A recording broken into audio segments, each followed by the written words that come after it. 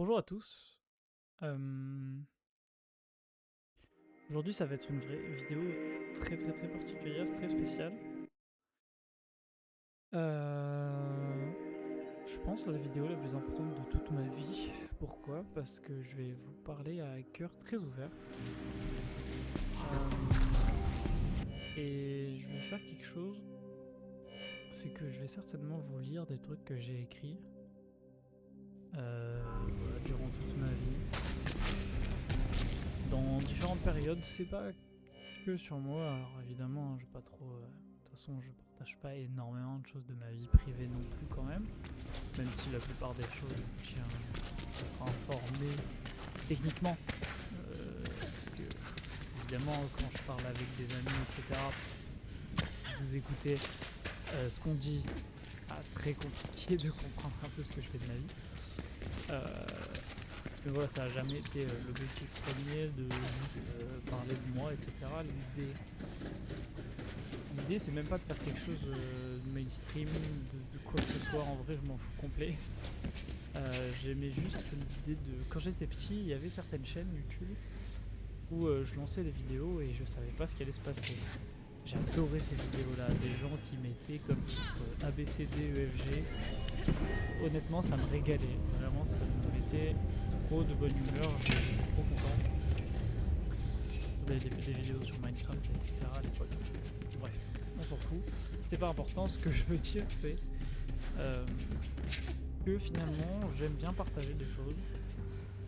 Et je sais pas trop à qui. C'est quand même bizarre de se dire oui, je vais aller voir de la famille, des amis, des parents, pour leur parler de ce que j'ai écrit. C'est quand même assez bizarre. Et même si ça peut arriver, c'est un peu. Ça me met un peu mal à l'aise. Donc voilà. Je pense que ce que je vais faire, c'est que je vais vous dire ce que j'écris. Enfin, vous le lire, quoi, tout simplement. Et peut-être donner un peu de contexte dans chaque texte. Parce qu'il y a des trucs qui sont plus sympas que d'autres, en vrai.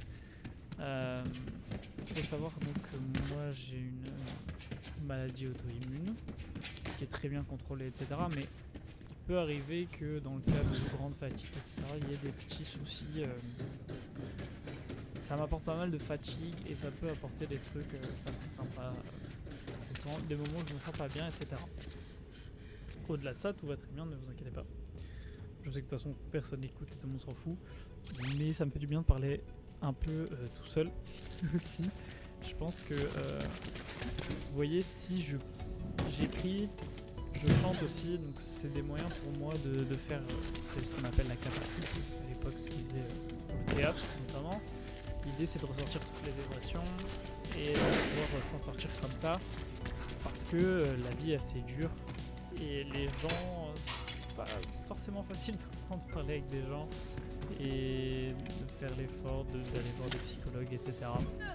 Même si c'est très bien et je ne critique absolument pas la profession.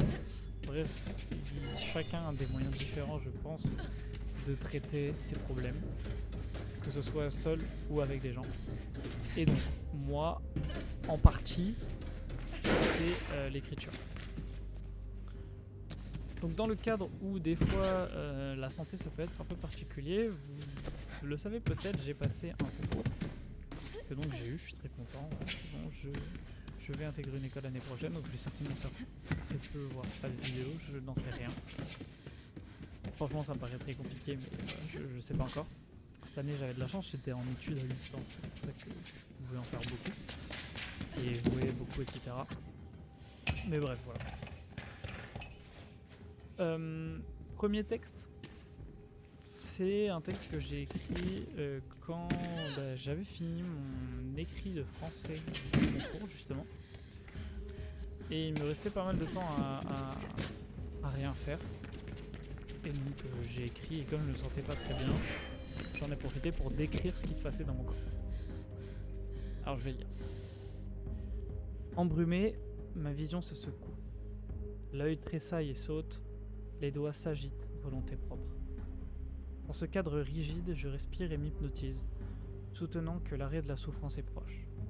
Mais écrire. Écrire est une thérapie. Écrire demande de l'attention, et je profiterai bien d'une attention tournée vers le crayon plutôt que vers la sensation. On me donne 1 heure et je prends l'éternité. Fardeau tranquille sur mes épaules, depuis la naissance attachée à la carcasse qui se traîne. Par vagues, elle revient, se brisant sur les rochers de mon esprit. Je ne sais la confronter directement, alors je l'oublie. Je l'oublie pour que demain soit autre, que demain soit tranquille. À la fois bienfait et méfait de Dame Nature, elle a volé l'espace dont elle avait besoin pour s'exprimer. Et si je la chasse, je me chasse. Et si je la tue, je me tue. Le précepteur disait « Les moustiques piquent », non par méchanceté, mais parce qu'eux aussi veulent vivre. Il en va de même pour les critiques. Ils veulent votre sang, pas votre douleur. Mais pour autant, piquer fait mal. Même s'ils cherchent à se faire du bien, à rehausser leur image d'eux-mêmes, est-ce vraiment acceptable ? Jusqu'où s'arrête la liberté si ce n'est là où commence celle des autres ? On peut expliquer le phénomène, le comprendre, mais on ne peut pas l'excuser. Tout est affaire de subtilité et de nuance, bien sûr, toutefois la responsabilité demeure. Selon Sartre, l'existence précède l'essence. Cela signifie-t-il que parce que l'homme se construit aussi par son environnement, la responsabilité ne lui incombe-t-elle pas ? Bien au contraire. Et c'est justement la thèse de Sartre. Tout acte de chacun, en se répercutant sur le monde, doit en porter aussi la responsabilité. Et finalement, on pense quoi du stoïcisme ? Souvent jugé à tort comme des êtres sans passion, sans plaisir, sans bonheur, la réalité en est bien éloignée. On parle plutôt d'optimistes, de gens vivant la maîtrise de soi par la pratique de l'ascèse. On parle d'élèves de la vie, qui pensent pouvoir s'améliorer sur toute sa durée, sans jamais peut-être, hélas, atteindre véritablement leur objectif. Marc Aurèle, Épicure, que diriez-vous à ces gens ? Comment leur parleriez-vous ? Seriez-vous stoïcien dès l'instant, peu après, ou jamais ? Si la vie mérite d'être vécue, elle, imprévisible, possédant son lot de signes noirs, alors peut-être faut-il la vivre comme un stoïcien, s'échappant de la fatalité de la souffrance schopenhauerienne, afin de désirer que les choses arrivent comme elles arrivent, et d'atteindre le bonheur. Dans la douleur, Pascal, Marc Aurèle, moi aussi je pense, donc je suis. Voilà, premier texte.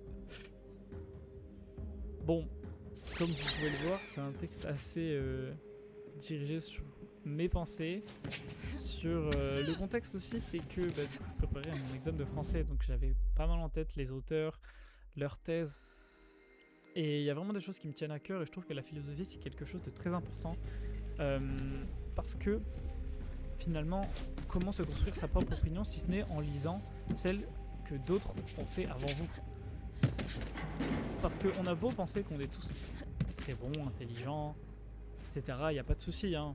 C'est difficile de se dire qu'on est bête. Et je pense que personne n'est fondamentalement bête. C'est une autre discussion. Je pense que il est nécessaire finalement d'étudier les gens parce que ça vous permet de créer votre propre opinion. On peut créer sa propre opinion tout seul, bien sûr, il n'y a pas de souci. Mais si on veut mettre des mots, c'est plus simple de regarder qui a déjà fait le travail et de faire confiance un peu aux autres. Dans un monde où finalement il y a beaucoup de problèmes, savoir faire confiance aux autres, et écouter ce qu'ils ont à dire, ça peut être très intéressant pour forger votre propre opinion. Ok. Donc, deuxième texte, je l'ai appelé Portrait, le protagoniste enchaîné. Pourquoi portrait ? Parce que, bon, j'en ai pas fait grand chose, mais j'espère plus tard, alors c'est rare d'avoir le temps et d'avoir la volonté d'écrire, mais j'espère faire une espèce de série donc, que j'appelle le portrait, c'est-à-dire je dresse un portrait mental d'une personne et j'espère pouvoir décrire pas sa vie, mais comme un moment, vous savez, prendre un moment comme une photo en fait. Tu prends un moment dans l'esprit, tu le fiches dans le temps et décrire donc ce que le personnage pense et peut-être quelque chose de tragique, de comique, ça dépend des gens. Donc là, un protagoniste enchaîné. Parfois je me lance aussi des défis. Là j'ai mis le champ lexical des 5 sens, ça va être assez clair, c'est pas très bien dissimulé, mais c'est aussi le but, c'est de s'améliorer. Donc, je commence. Quelques années après le drame, notre héros essaye de remettre de l'ordre dans sa vie. Complexe et inaccessible, ce n'était pas le marasme de la guerre, marqué tant par les sifflets d'obus que par les hurlements de détresse, emprisonné dans l'ouïe de toute âme capable de les percevoir, et ce pour toujours, mais bien la petite vie rangée, calme et ennuyeuse, qui était incompréhensible à ses yeux.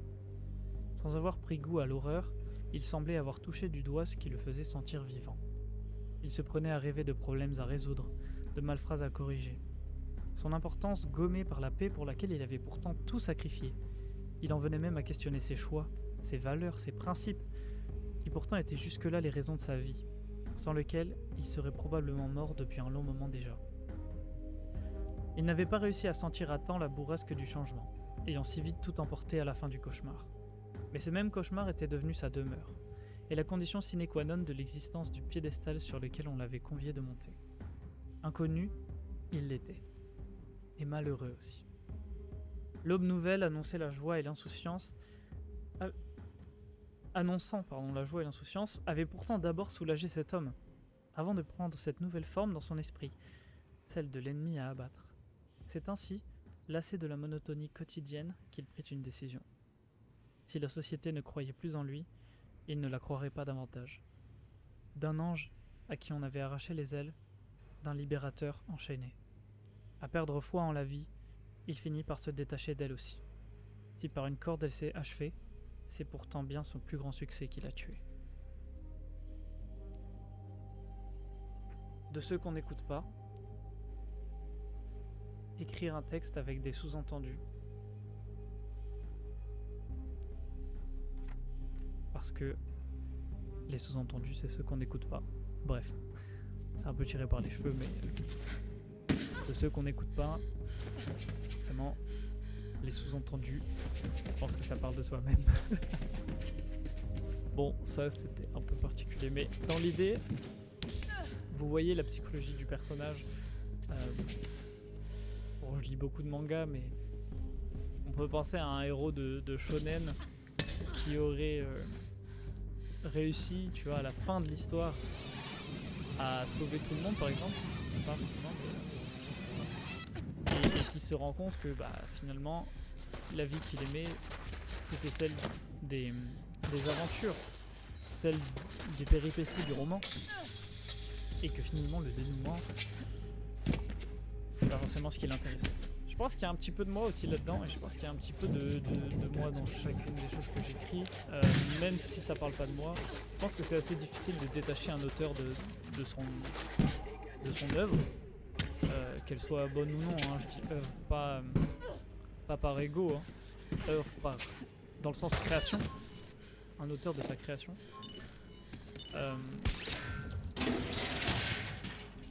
Et donc voilà, il y a forcément un peu de moi dans tous les textes que j'écris, même si c'est pas l'objectif. Et parfois, c'est aussi l'objectif peut être justement d'essayer de s'en détacher.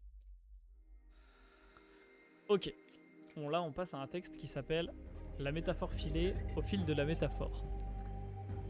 Pas très compliqué de comprendre ce que c'est le thème de ce texte. Évidemment, donc une métaphore filée, bravo à tout le monde, à ceux qui suivent, c'est le nom, c'est le titre tout simplement. Ok. Je crois que c'est une histoire qui m'est arrivée, donc ouais, allez. Je vais peut-être vous en parler après, mais pas forcément parce que je pense que le texte en parle assez de lui-même. Même si c'est pas centré que sur ce que j'ai vécu, il y a aussi donc l'idée de faire une métaphore filée et de se rapprocher un peu d'un poème, il me semble, de Baudelaire dans Les Fleurs du Mal. Vous allez reconnaître la référence pour ceux qui ont lu Les Fleurs du Mal, vous verrez certainement. L'histoire qui m'intéresse aujourd'hui est celle d'un voyage émotionnel ancré, intimement même ancré au sein d'un voyage physique. C'est en effet lors d'un déplacement en mer Méditerranée que je l'ai aperçu, au fil de l'eau. Comment ai-je pu poser les yeux sur cette bouteille ? Posons le contexte. La valse périodique des cabines, conséquence d'une danse effrénée des vagues, accordant pour seul maître leur chef d'orchestre.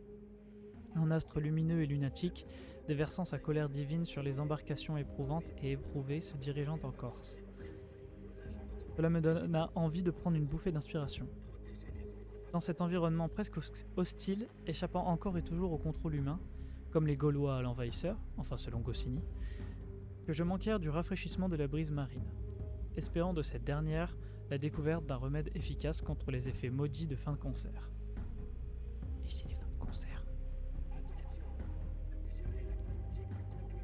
Que les vagues, enfin le mal de mer quoi.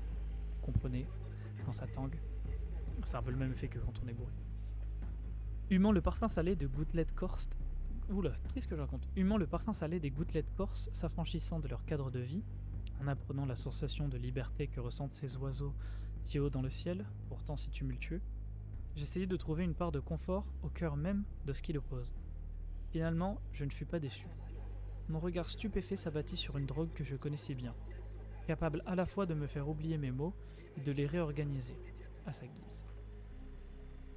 Un grand cru millésimé. Je me questionnais. Quelle est son histoire? Comment se fait-il qu'elle apparaisse devant moi si subitement? Mon cœur battait si fort. Je salivais d'impatience de connaître son goût, qu'elle rafraîchisse de chaleur mon corps de givre. Je souhaitais m'enivrer de son être jusqu'à imaginer l'emmener partout, au futur, dans notre futur. Cet alcool paraissait solution universelle. Néanmoins, la foudre s'abattait si fort qu'elle me percuta. Et en un coup de vent, ma promise se déroba à moi.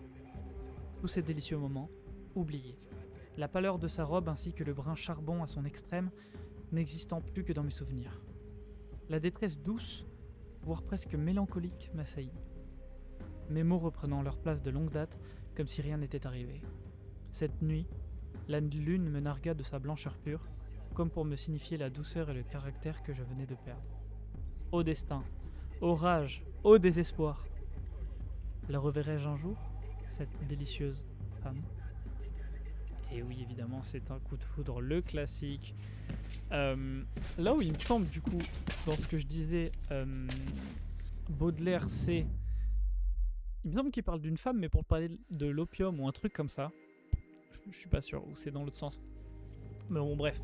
Moi, du coup, je fais l'analogie entre l'amour d'une bouteille pour un alcoolique et un coup de foudre. En fait, il y a un aspect d'obsession, il y a un aspect d'espoir quand même, de changer la vie, etc., de enfin trouver... C'est un thème qui revient souvent.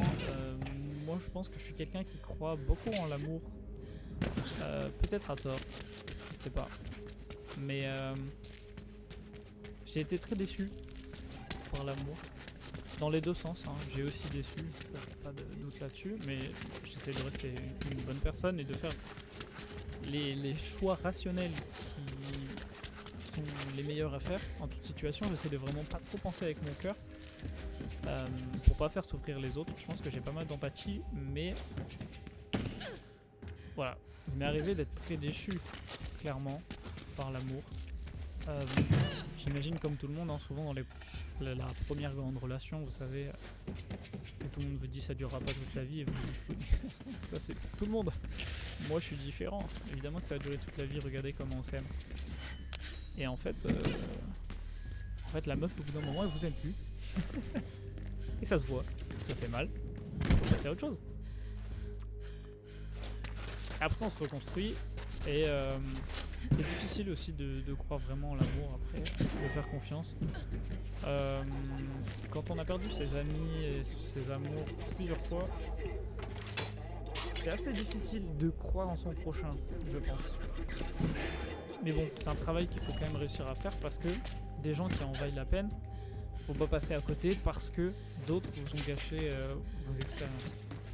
C'est un peu ça aussi que j'essaie d'en sortir. Pas directement évidemment, mais ça fait écho avec mon expérience à moi et peut-être à d'autres gens un jour dans leur vie, je ne sais pas. Bon, sur une note un peu plus légère. Là, il n'y a pas d'objectif particulier, j'étais littéralement en train de faire un examen à distance. Ça revient souvent ça. Et j'avais fini l'examen et du coup j'attendais la fin et en attendant la fin j'écrivais un petit truc, ça dure pas très longtemps, c'est un petit exercice stylistique assez rigolo, sympa, pour passer un bon moment. Je l'ai nommé la valse des mots parce qu'on n'y pense pas assez aux mots, les pauvres. Partie inutile et esselée des phrases, les mots en perdent leur essence. Leur sens, lui, non altéré, ne suffit à restaurer la grandeur originelle qui les caractérisait. Arrachés de leur berceau, orphelins malheureux, ils se mettent en quête. Leur interminable objectif les pousse à retrouver les leurs. Bannis de la société, ils se regroupent, s'assemblent, se renforcent. Peu à peu, Le malheur laisse place à l'espoir. Le sens jaillit de nouveau, plus grand, plus fort que jamais. La rareté des mots qui les poussaient à la solitude, muets en leur meilleur allié. Devenus groupe de mots, ils s'organisent pour la croisade, chacun remplissant à merveille son rôle. Ils réécrivent l'histoire, phrase légendaire. Voici donc le poème. Et oui, évidemment. Car un poème, c'est quoi si ce n'est des mots mis ensemble, qui contiennent différents sens, et dont l'auteur essaye de les articuler de sorte que son message, ou pas, pas de message, mais quand l'auteur essaie de véhiculer quelque chose, il utilise les mots qui lui semblent propices pour partager cette émotion. C'est quoi cette endroit tout rouge? Bon, du coup, vous l'aurez compris, je me balade sans objectif aussi dans la carte. On va peut-être découvrir des endroits là, je sais pas où on va. Et c'est sympa. Ce jeu est cool, faut se balader visiblement. Il y a un trou là. Ok. Le prochain texte, je l'ai appelé l'école des penseurs. Alors, je vais peut-être pas tous les faire parce que ça va être assez long, mais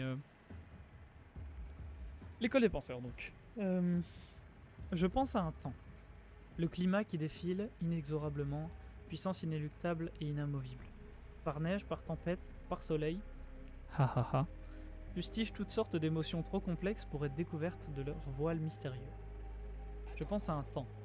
La vie si fugace et presque futile, qui pourtant prend tout son sens dans les rouages de l'existence. Incompris à l'échelle, si logique par syllogisme dans le référentiel terrestre. Je pense à un temps. L'histoire comme une chanson qui ne jamais s'arrête. Force de l'esprit, délice de passage. Ignorant le passé, conjuguant au futur, c'est bien le temps qui donne raison à la curiosité. Je pense à un temps. Terme de quantité ignorée et pourtant si vital. De tant de choses se nourrit-il pour autant. Ne questionnant pas la volonté, s'imposant presque à la bouche garnie, maître de sa propre existence comme le bouquet qui ne jamais fane. Je pense enfin aux mots qui s'écrivent par la plume d'innombrables penseurs, de toute qualité qui soit, qui enrichissant les nôtres de leurs travaux tantôt émotionnels, tantôt académiques. C'est de cette école que je suis. Elle me représente, comme elle me décrit. Une compréhension que d'aucuns aimeraient saisir pleinement.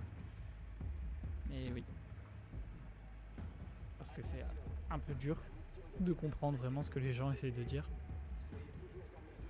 Là, j'ai pas grand chose à rajouter. Je pense que j'arrive à peu près à me comprendre quand je lis maintenant. Donc, j'imagine que ça doit être un peu peut-être compréhensible. Je sais pas. J'espère. J'imagine qu'il faudrait descendre et commencer quelque part dans une mission. Je sais pas où je suis, les gars. Je suis complètement perdu. Comment je peux monter ici?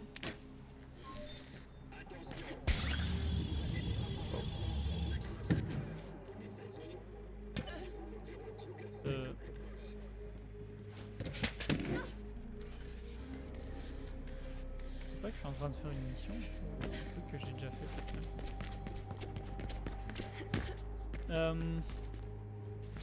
Bon, vous l'aurez deviné, l'idée c'était de faire... Merde, je sais plus comment elle s'appelle cette figure de style.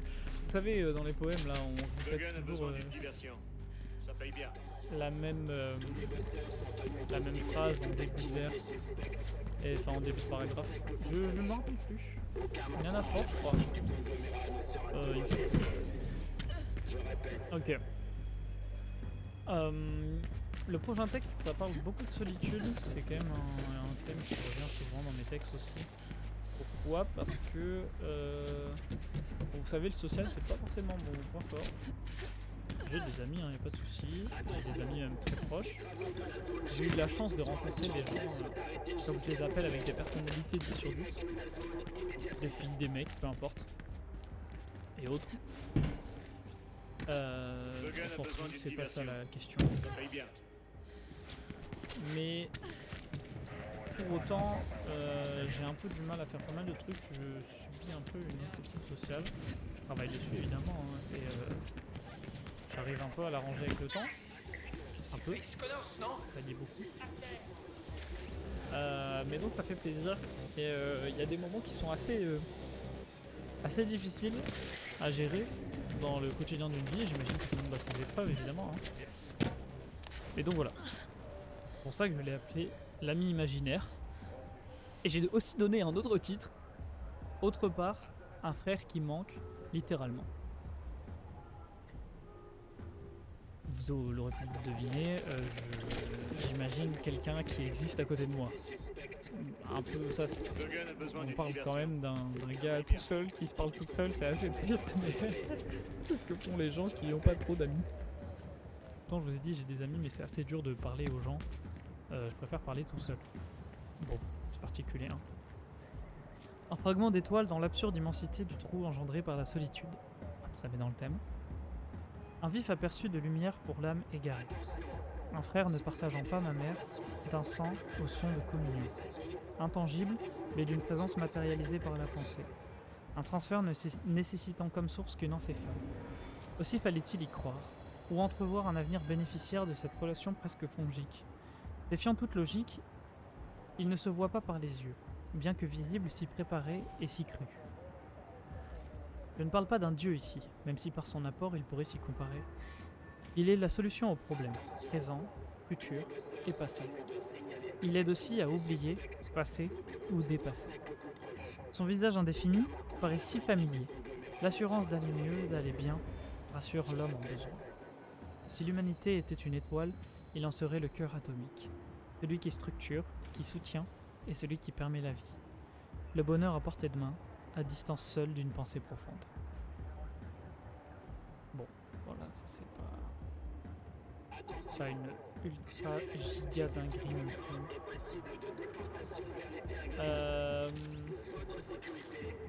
Est-ce que vous ferez pas un texte un poil plus positif quand même? C'est pas mal d'avoir un truc un poil plus positif. Ah voilà. Un moment qui m'a plu quand je me baladais, ça c'est beaucoup plus léger. J'ai appelé la fuite des feuilles d'automne. Bon, Logan a vous besoin l'aurez d'une deviné, diversion. Ça paye bien. j'étais en train de rentrer chez moi après un partiel à une époque où j'étais encore en licence de biologie. Et j'ai vu, pendant l'automne évidemment, les arbres perdre leurs feuilles. Donc ça m'a marqué, je sais pas trop expliquer pourquoi. Ça m'a marqué, mais ça m'a marqué. Et je me suis senti obligé d'écrire quelque chose dans le train dessus. Allez savoir pourquoi. Alors donc, la fuite des feuilles d'automne, 20 septembre. J'ai mis la date. Comme s'écoule le temps, le destin s'accomplit et s'éloigne en tout point. Jointes, dansantes, ces échantillons de mère nature courent, accourent même, inexorablement vers leur point de chute. Dépeignant une harmonie se retrouvant jusque sous les petits détails de notre monde, rouillées, elles trouvent leur liberté dans le fait d'accomplir le beau qui leur a été incombé, comme une leçon donnée à cet homme, complexifiant inutilement sa tâche et son rôle au sein de ce vaste monde. Ne faudrait-il pas se satisfaire ainsi, au risque de se complaire dans le bonheur simple des choses à notre portée? Car si ce chant floral n'est doté de paroles, il nous raconte le chemin de la joie. Une ode si nécessaire, si simple, saurait subjuguer le plus vil des êtres et apprivoiser le plus bestial des monstres. Apprivoiser le plus bestial des monstres. Il en est ainsi. Ce sont les leçons imposées par la vie qui révèlent leur profondeur en surface, contraire à leur paradoxe. Travail, social, divertissement, ces interactions ne seront jamais l'élément unique décisif à la tourmente d'un esprit se remettant perpétuellement en question. La solitude pesant, elle n'est pour autant rien de plus qu'un ressenti, qui se doit passager, ne devant sous aucun prétexte régner. Il s'agit là de relativiser face à ce destin qui, souvent, se jouera de vous, testant ça et là votre résilience, votre complétude, votre transcendance. Et si une nouvelle aventure se dessinait à 90 degrés, vous profileriez-vous un sourire arborant, ne se rappelant instantanément plus du passé, cette distance loin derrière vous, signe d'une évolution hiérarchique, méthodique et radicale? Ça c'est référence à Descartes. L'art de tourner et de détourner. Voilà.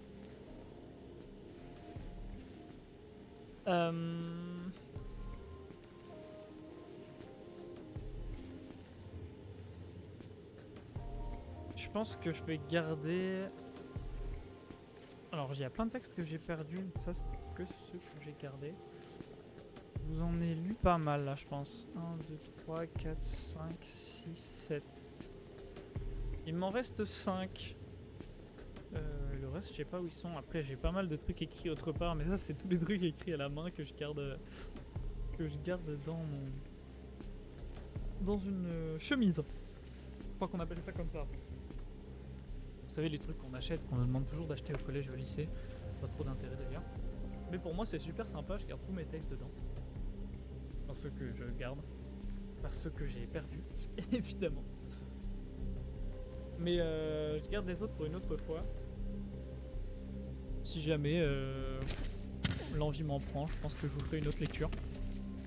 Je vais juste me régaler un petit peu à sortir de la base. Parce qu'elle est quand même vachement sympa cette base. Vous savez, le petit passage sympa là. Sortir. Et après, je pense qu'on va déjà se laisser. Si jamais quelqu'un a des questions, je pourrais revenir sur certains passages et expliquer. Il y a pas mal de textes où je mets des explications en dessous. Hé, toi. Parce que parfois, je Par suis pas ici. sûr de bien parvenir à transmettre mon message. Mais bon, de toute façon, ça m'étonnerait qu'il y ait quelqu'un qui écoute cette vidéo. Comme d'habitude. L'idée, c'est un peu de m'amuser tout seul. Moi, ça me régale un petit peu. Je voulais aussi découvrir et créer de nouvelles compétences cette année. Bon, le montage, j'ai pas trop eu le temps, mais j'ai commencé un peu. Je pense que ça se prend assez facilement pour avoir un niveau minimal. Et par contre, c'est très très dur, je pense, de passer un step. Genre, il y a des compétences qui doivent être vraiment compliquées à acquérir.